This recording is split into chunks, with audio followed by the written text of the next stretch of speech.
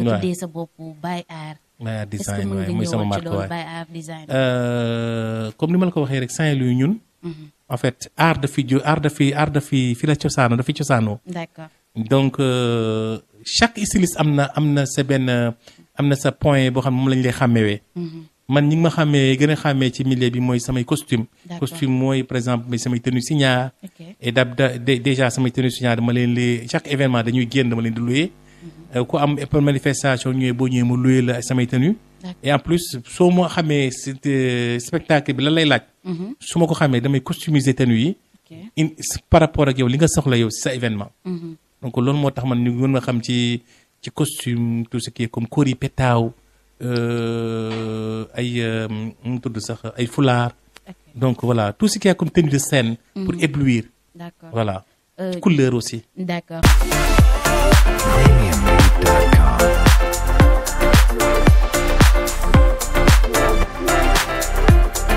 Bonsoir chers internautes MBS TV, c'est toujours un plaisir d'être là pour vous présenter cette deuxième numéro de Relax Time.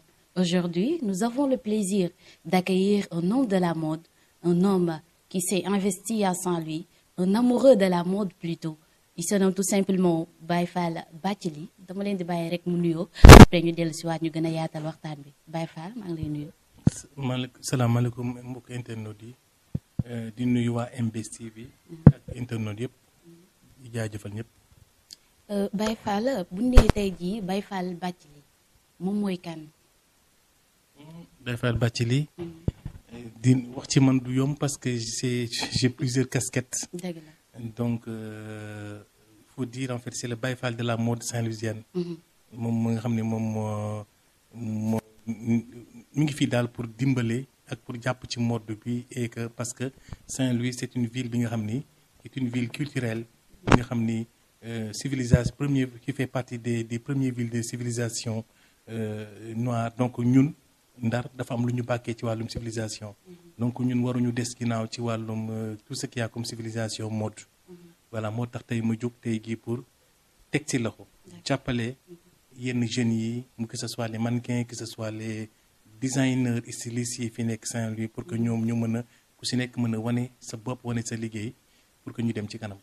d'accord bu ñu nee Baye Fall Bathily on a tendance à dire Baye Events. Baye Events moom mooy lan. waaw Baye Events c'est que boobu moo tax ma ne la wax ci Baye. dafay jafe parce que c'est plusieurs casquettes. man déjà je suis de formation je suis cuisinier. voilà donc Baye Events mooy benn structure bu ñu lancé il y a depuis 2009 pour di organiser ay événements.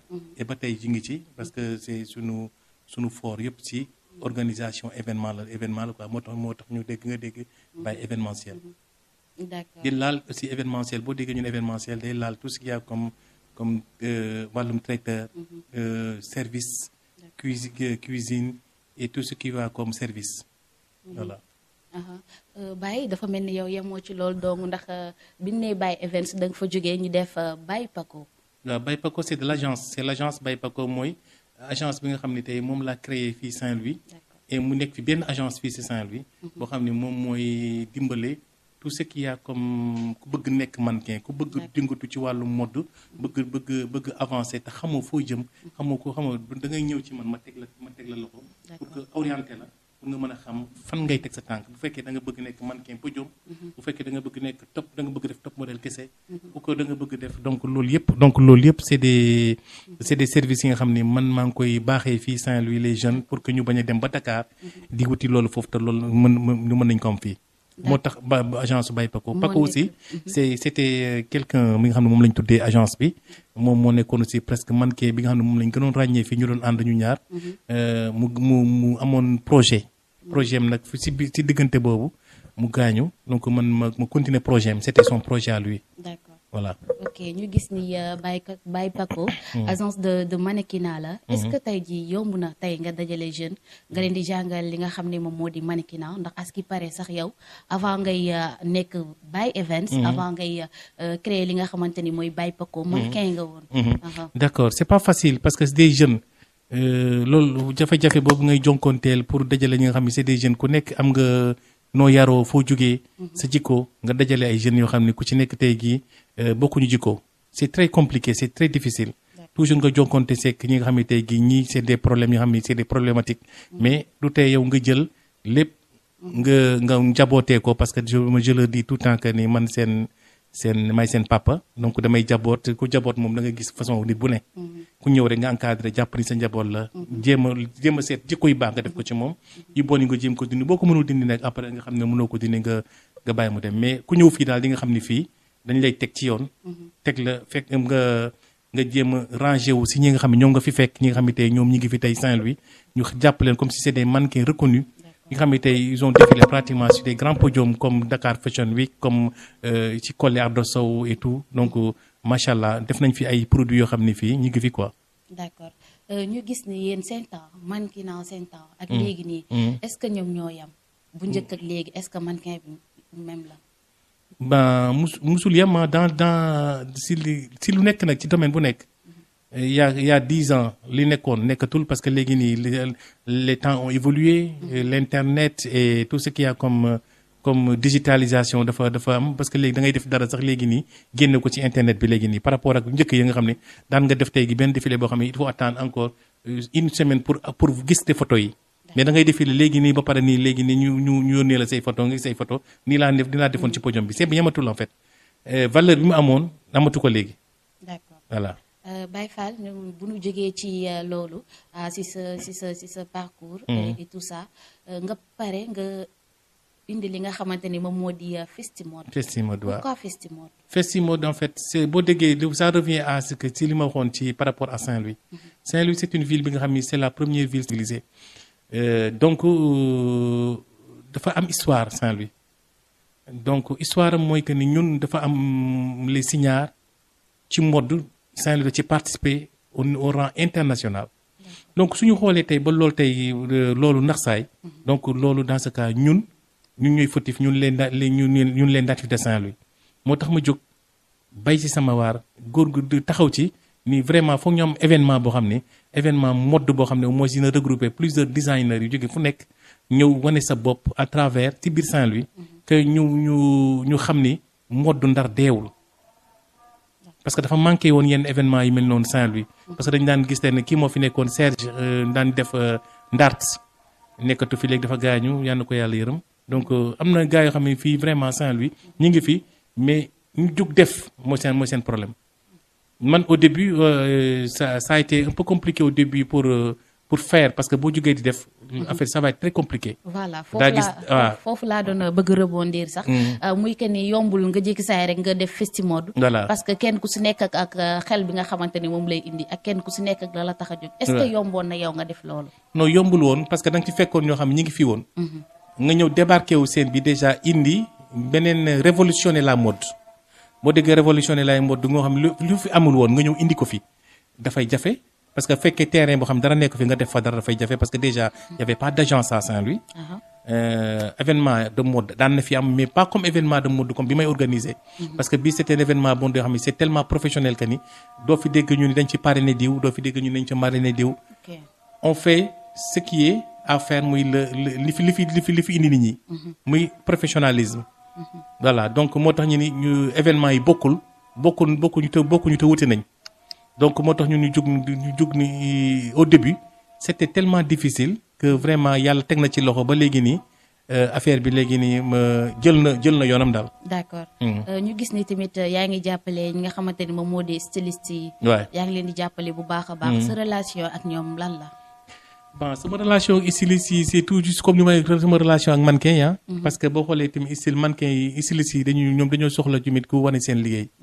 ñoom dañoo bëgg tamit ñoom am na yoo xam ñu ngi seen roq di liggéey te kenn xamu leen ñoom li ñuy wut juste mooy que ni nga mettre leen en relation ou que nga génne seen liggéey ci mbedd ci nit ñi gis seen liggéey te effectivement ce que je fais parce que da ngay jël mannequin yi nekk Ndar ak mannequin yi nekk styliste yi nekk Ndar wutal leen benn plateau d'expression boo xam ne foofu la ñuy wane seen liggéey. D'accord. Donc loolu ñoom relation boobu laa am ak ñoom relation professionnalisme bi nga xam ne tey mooy. dama ñëw nga jàppale ma jàppale la. d'accord voilà. su ma déggee say wax dafa mel ni yow lépp Saint-Louis la parce que même man kay nga xamante ni ñoom ngay jël Saint-Louis lañ dëkk styliste waaw dina am Saint-Louis lañ dëkk waaw dina am ñeneen ñu fi ñëw ay invité du ñàkk invité parce que festival la donc nous sommes ouverts à on avait lancé un appel à créateurs donc ici li si jógee ay Mali Guinée ñoom dañuy ñëw ci mbir mi lañ bokk parce que tamit booy jaay sa dëkk laaj na tamit nga wane tamit nga am ay ñoo xamante ne dañu ñëw tamit pour jël si loolu yóbbu.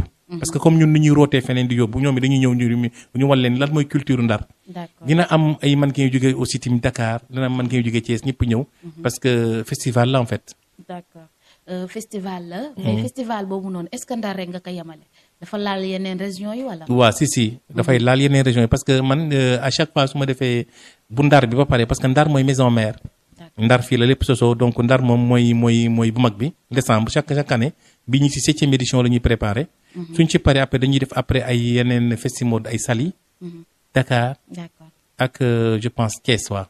d'accord bu ñu jógee foofu Baye gis nañ ni yow comme ni nga ko waxee ci sa bi ngay présenté rek nee nga ni yow xamoo sax fan nga war a situer sa bopp. voilà ndax tellement macha allah bëri na ci yenn structure yi nga xamante ni da nga ciy yëngu ba tax na ci loolu dama la gis ngay def ay costume nga tuddee sa bopp Baye Art. Baye Art design est-ce que mën nga mooy sama ñëwaat ci marque loolu Baye Art design.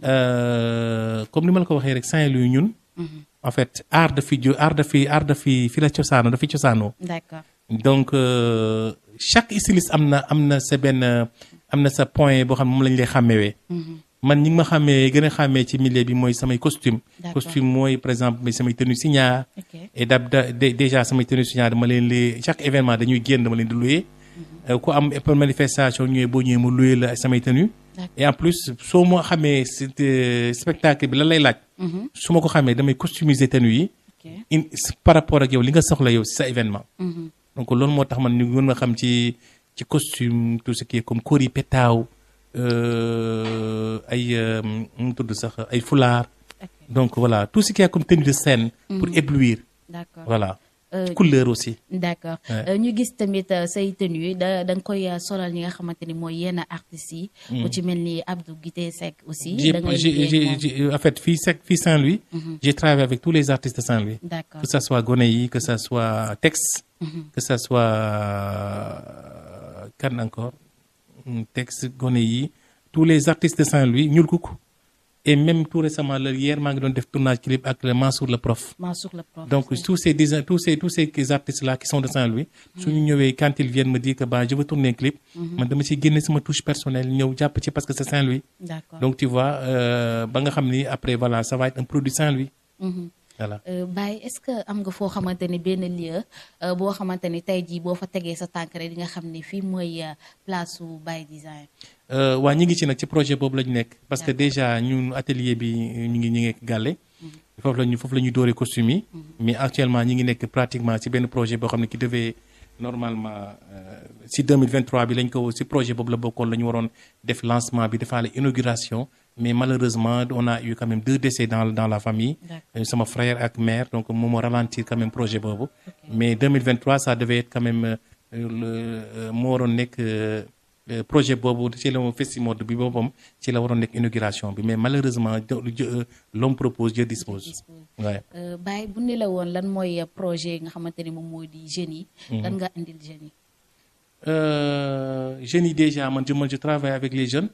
jeunes yi maa ngi liggéey ak ñoom di leen jàppale et di leen wax ni leen di leen conscientiser par rapport au ni ñuy demee déjà thème bi festival déjà ça porte sur toog tekki liggéey jëriñ sa réew. déjà dama leen di conscientiser pour ñu bañ a am naan ñi ngi dem ci mbëkk bi. parce que beaucoup de jeunes ñi ngi dem alors que ni fii boo defee comme ñun ay référence si xoolee si ñun nekk nañu fii Ndar juddoo fi Ndar màgg Ndar. jéem a xool ñu lan la ñuy participer ci Saint-Louis. et que voilà donc du état bi bul xaar toujours lan la état mën a defal mais jéemal yow xool loo mën defal sa réew. et que ku nekk tey gi boo jógee am sa benn projet boo ko nuree boo ko gëmee comme ñun ñu ko gëmee ñun. projet bi dina fay. man loolu laay di wax tout le temps man ko il faut ngeen am ay références di xool ci yéen nit ñoo xamante ne ñoom ñi ngi fi tey demuñu dikkuñu. ñi ngi fi tey di góorgóorlu. di jàppale ak di góorgóorlu di jëriñ seen réew. voilà loolu mooy sama projet man pour tous les jeunes yi ngi ñëw di ma côtoyer bu ma leen di wax dama leen wax il faut que ngeen am ay références. du dëkk bi dafa metti rek da ngeen di dem non il faut rester am projet. di liggéey di dimbali seen ay waajur en même temps dimbali seen réew. d'accord waaye. d'accord Baye bu nee la lan ngay wax ñi nga xamante ne ñu ngi lay déglu boo leen doon jox ay appel nga leen di lancer ay appel lan lay nekk. may déglu. à travers MBS TV Sénégal. À travers MBS TV, avec MBS TV, man, je dis c'est bonne continuation et que voilà, donc c'est le travail paye. Adina boo ci nekkee donc nga xam yow say projet xam li nga bëgg. nga am si ambition. Et ça day fay quoi mënu fexe ba du fay parce que man lépp dama koy xool man si sama bopp man déjà pour commencer parce que je me dis que ni dans la vie il faut toujours persévérer. Les obstacles on en trouve day am mais ki nga xam ne ku nekk tey boo persévérer. di nga gis luy bout du tunnel loolu àla kulli yàlla. et loolu laay wax ñëpp ni gëm leen seen bopp. surtout gëm seen bopp et voilà donc indi quelque chose loo xam ne tey lu ñëpp du def yow nga ñëw. Être différent des autres. D'accord. Dans la vie si tu es différent des autres di nga dem ba mujj gi yow nit ñi dañ la bàyyi xel. mais soo ñëwee def la ñëpp di def finalement c'est des répétitions et c'est des copies et donc kenn du ci bàyyi xel. loolu la quoi. Baye bu ñu dellu suwaatee arrière tuuti ci Festimode bi. Festimode bi moom kañ lay démarrer. kañ lañ koy démarrer normalement cette année.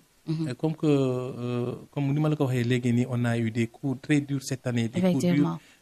Donc ça nous a un peu ralenti et que voilà donc ça normalement ça devait faire le 14, 15, 16 mais finalement on est concentré sur le 15, 16. Okay. Le 15 c'est muy vendredi ak samedi c'est tout un week-end donc ça le temps ñu def ci 2 jours yooyu lépp lañu ci bëgg a def.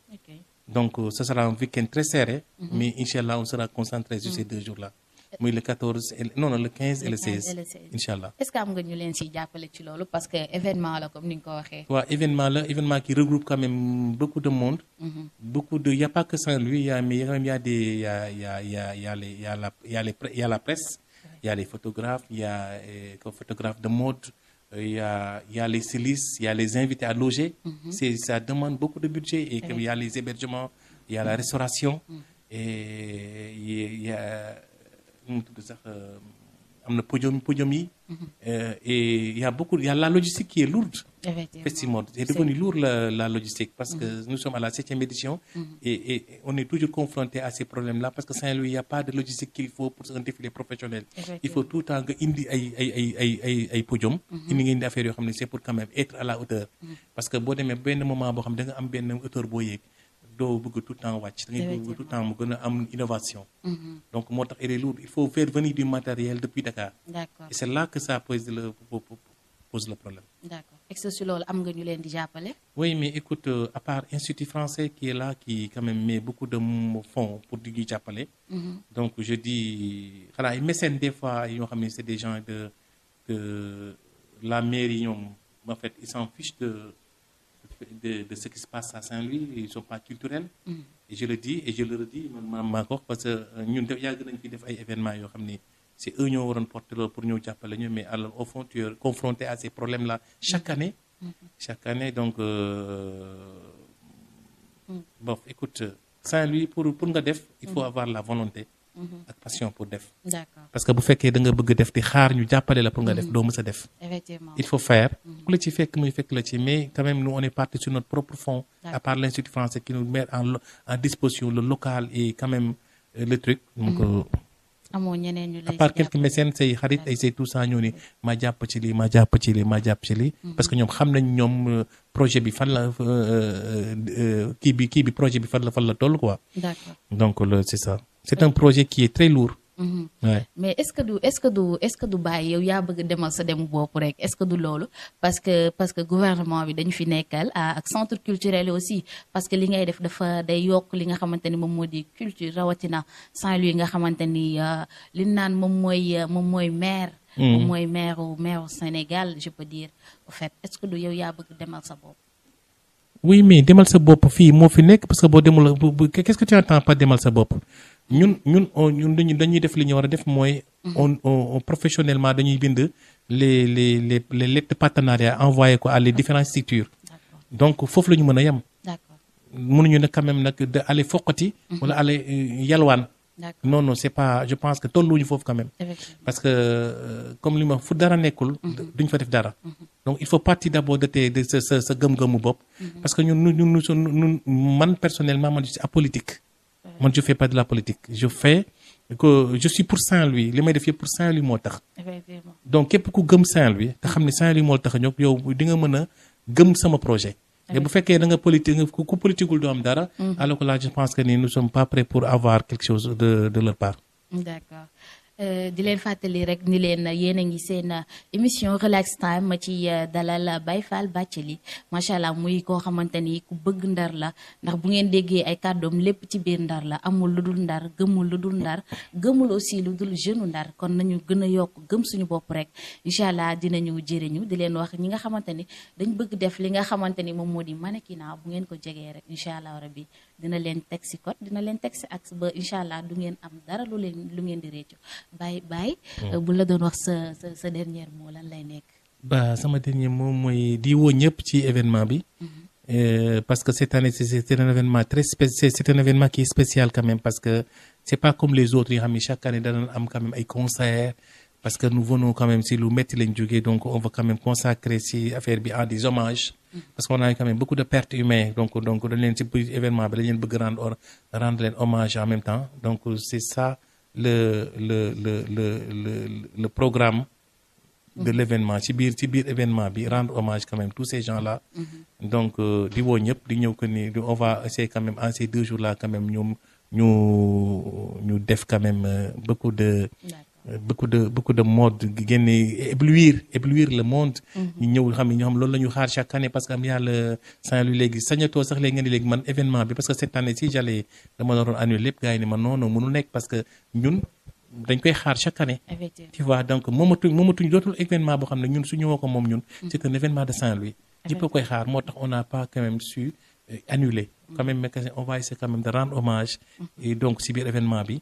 éblouir les gens yi xam ne ñoom ñoo toog at di xaar ñu wan leen loo xam ne ñoom moom lañ doon xaar te moom lañ bëgg a gis wan leen lu rafet loo xam ne lu taaru macha allah. D'accord. di gërëm waa NBS quand même TV et macha allah yal na je souhaite bonne continuation. Merci. Et il faut beaucoup persévérer c'est Saint-Louis c'est très difficile de persévérer.